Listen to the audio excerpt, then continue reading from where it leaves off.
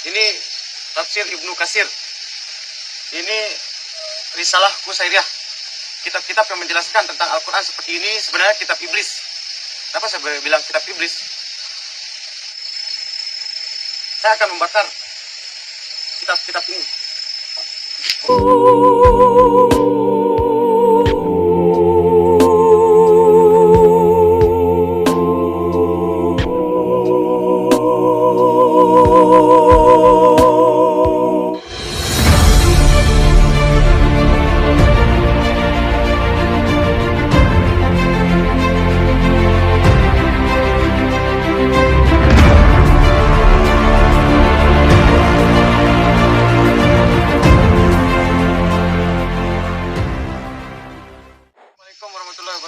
Waalaikumsalam warahmatullahi wabarakatuh. Ini saya bawa kitab. Dua kitab tafsir Al-Quran. Tafsir Ibnu Katsir dan tafsir Qusairiyah. Sebenarnya Al-Quran itu harusnya dipelajari langsung. Nanti kita belajar langsung ke Al-Quran, kita langsung belajar kepada Allah melalui Al-Quran dan Sunnah. Kitab-kitab seperti ini tidak perlu ada. Kitab-kitab seperti ini menyesatkan umat. Kenapa saya bilang menyesatkan umat? Ini menurut pribadi-pribadi seseorang. Ini tafsir Ibnu Katsir. Ini risalah Qusairiyah. Kitab-kitab yang menjelaskan tentang Al-Quran seperti ini sebenarnya kitab iblis. Kenapa saya bilang kitab iblis? Orang-orang yang membukukan, yang membuat kitab seperti ini seolah-olah dia menetapkan kalau makna Al-Quran itu seperti ini. Seolah-olah dia menetapkan seperti ini. Padahal setiap manusia itu berbeda. Si A, si B, si C, perjalanannya masing-masing. Nah, Al-Quran itu inti dari seluruh perjalanan. Ketika dikitabkan seperti ini, sebagai protes saya pribadi, kecewaan atas penyesat-penyesat, kesalahan-kesalahan yang tidak disengaja, saya akan membakar kitab-kitab ini.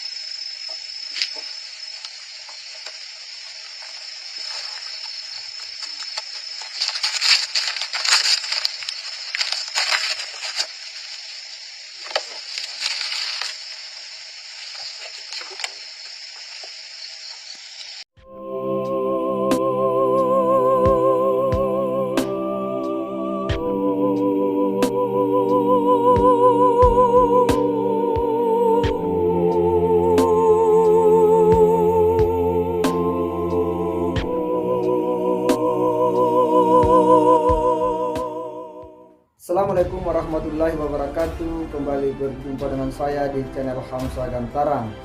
Sahabat sebangsa dan setanah air dimana saja Anda berada, kembali kita dihebohkan oleh beberapa kelompok anak muda yang kemudian itu membakar sebuah kitab tafsir.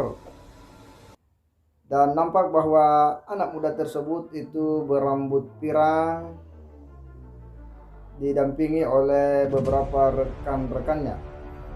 Ini tentu sangat disayangkan, bagaimana tidak sebuah karya ulama yang merupakan penjelasan lebih lanjut daripada kitab suci Al-Quran itu sendiri, bagaimana kita bisa memahami makna yang terkandung di dalamnya.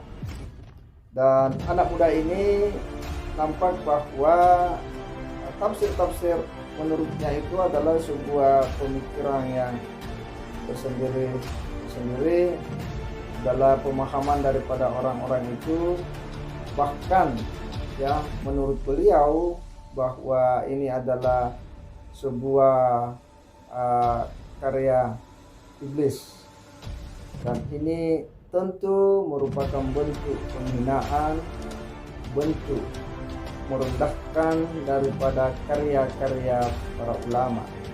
Sementara para ulama sendiri adalah warasatul anbiya, pewaris para nabi.